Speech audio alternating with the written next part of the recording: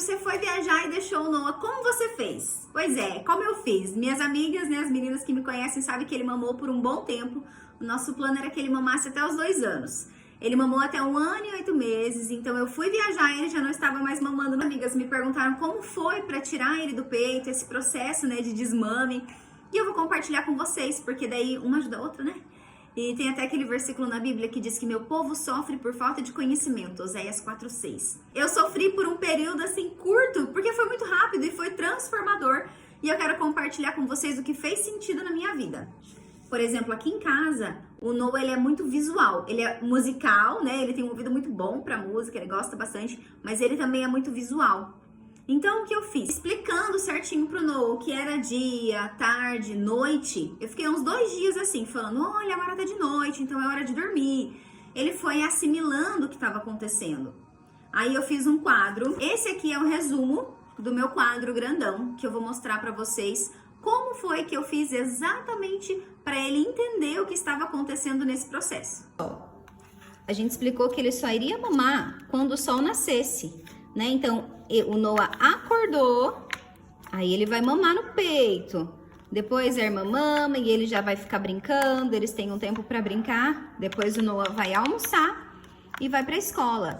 Então, quando o Noah chega da escola de tarde, ele vai mamar, depois ele vai brincar, aí ele vai jantar, escova os dentes, aí ele toma um banhozinho e vai tomar a mamadeira e vai dormir. Agora o Noah só mama quando ele acorda e quando ele chega da escola, porque daí de noite já é o mamazinho. Para quem não pegou o mamazinho, ele pode jantar, só jantar já é o suficiente. Mas como a Bela mama, né, na mamadeira, ele também pegou e foi super tranquilo.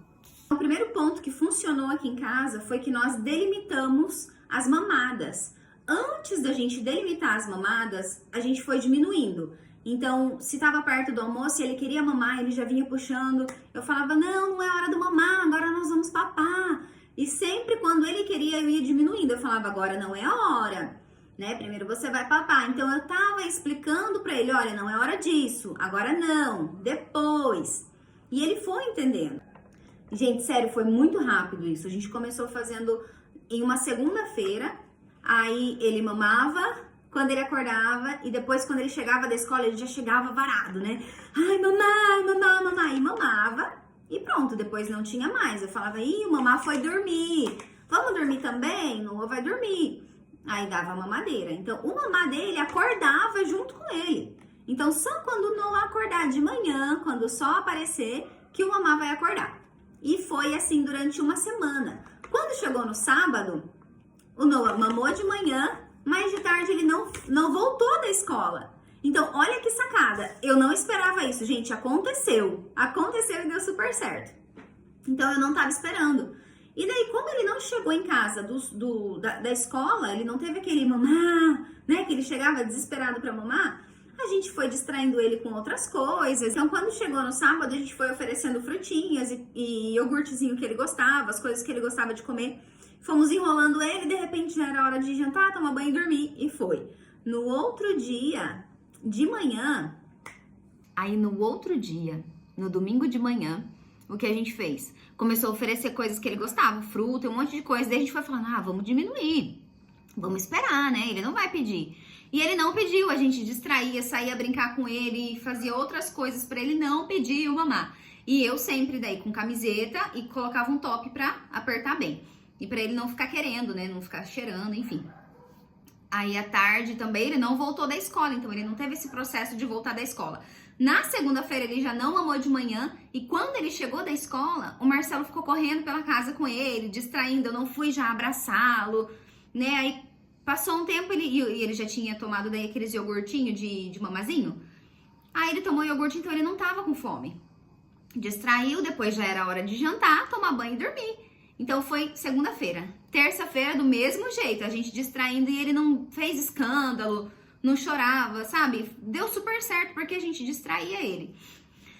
Na quarta-feira, mesma coisa, só que daí, gente, eu que estava...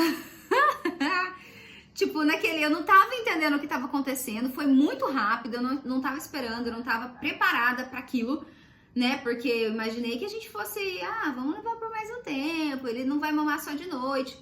Porque a nossa intenção, porque o que aconteceu? O Noah, ele tava acordando demais à noite, sabe? Muito. E a gente pensou, não, vamos tirar ele da noite, da mamada da noite, pra ver se a gente consegue dormir uma noite inteira. Por ilusão. Ele não dormiu a noite inteira. Mas, dava umas prolongadas, né?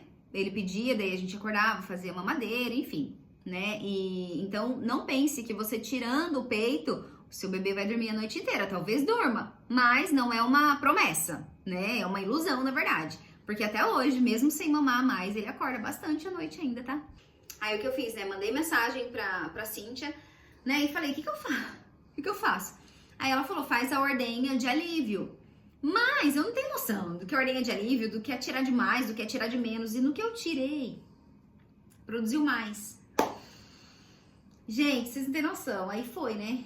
Doeu bastante, porque daí ficou mais cheio, ao invés de me aliviar, ficou mais cheio. Aí eu mandei mensagem pra ela, já era bem de noitinha, na quarta-feira. Falei, ai, Cíntia, tá doendo demais, eu não sei mais o que fazer. E já fazia esse tempão que ele não tava mais mamando. Aí ela falou assim, ai, dá um mamar pra ele, né? Dá, deixa ele mamar e depois vai vendo, vai conversando. E eu pensei, ai meu Deus do céu, será, né? Os povo antigo falava que não podia dar mamar, não podia dar o leite que tava parado pra criança, né? Não sei se vocês já ouviram isso, mas eu ouvi. Até inclusive minha mãe, quando eu contei essa história pra ela, falou, e daí, você deu leite pra ele? Dei aquele leite que tava lá parado, faziam alguns dias, mas ele mamou. Então o que aconteceu? Ele mamou, só que olha só, ele acordou na madrugada. Naquele dia que eu tava com meu peito estourando, sabe, a ponto de me dar febre, ele acordou na madrugada e eu dei. Só que daí eu fui pra sala, eu não dei no quarto. O Marcelo pegou ele pra mim porque eu não aguentava, sabe, nem pegar assim. Ai, gente, sério, tava doendo muito. Aí ele levou o Noah pra mim na sala, já meio dormindo, meio sonolento. Aí ele mamou, sugou um. Aí eu virei ele pro outro lado, ele sugou o outro, mas como se ele nunca tivesse mamado na vida, sabe? Com aquela vontade, com aquela sede. Mamou, sugou. No que ele terminou de sugar, o Marcelo pegou o Noah, levou pro quarto e eu já fiz compressa gelada. Porque eu li também que quando a gente coloca a compressa gelada, ela fecha os ductos mamários e diminui a passagem, né, do leite, vai fechando. Então, o que eu fiz? Compressa, era de madrugada. Aí eu fiz essa compressa e já coloquei um top bem apertado e camiseta. No outro dia, de novo, a compressa. Eu fazia compressa de 3 a 4 vezes no dia, fiz por 3 dias só, porque daí não encheu mais de leite e o Noah não pediu mais. Mas também eu usava, além do top, eu usava uma regata bem apertada por baixo e mais a camiseta por cima, para não dar espaço. Passava perfume, né? Mudava assim o meu cheiro, tentava mudar completamente para que ele também não sofresse durante o processo, porque se eu visse ele chorando, pedindo, ele ia sofrer também, né? Por essa situação.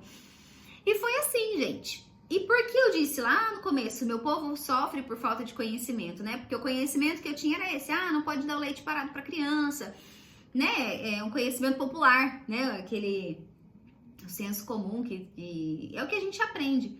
Mas quando a gente passa, né, na pele, a gente testa fazer diferente. E eu vi que funcionou comigo e pode ser que funcione com você também. Então, faz o teste se você quiser, se fizer sentido pra você, porque pra mim me ajudou bastante. E se eu puder ajudar mais pessoas a passar por um processo difícil, doloroso, eu vou fazer questão de ajudar sim, eu vou fazer questão de compartilhar sim, porque pra mim ficou mais leve. E hoje em dia o que a gente tem que prezar é a leveza, né, é o nosso bem-estar, é o bem-estar dos nossos filhos, porque eu acho que o principal é vê-los bem. E por isso que eu falei que no processo de desmame, quem sofreu foi mais eu do que ele, porque eu não estava preparada. E eu posso conversar sobre isso mais pra frente, porque eu não estava preparada, como foi que eu lidei com o meu emocional, né? Vamos compartilhar mais histórias, tá bom? E se fizer sentido pra você, manda esse vídeo pra mais alguma mamãe que está aí passando por esse processo, pensando em desmamar ou já está desmamando. Talvez faça sentido pra ela também, tá bom? Seja feliz, fique bem e curta o processo com leveza, tá? Beijo!